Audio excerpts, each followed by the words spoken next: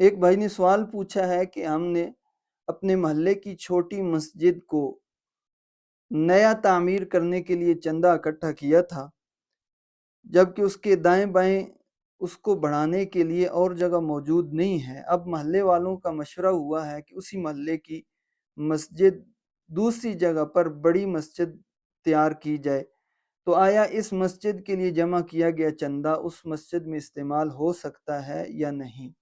بہت اہم سوال ہے۔ ایک مسجد کا جو چندہ ہے وہ دوسری مسجد میں نہیں لگایا جا سکتا۔ شرعاً وہ جس مسجد کے لیے دیا گیا ہے اسی میں لگانا ضروری ہے۔ ہاں، اس کی ایک صورت ہو سکتی ہے کہ جن لوگوں نے چندہ دیا ہے اگر وہ معلوم ہے، ان کا پتہ ہے کہ کون کون لوگ ہیں، ان سے اجازت لی جائے۔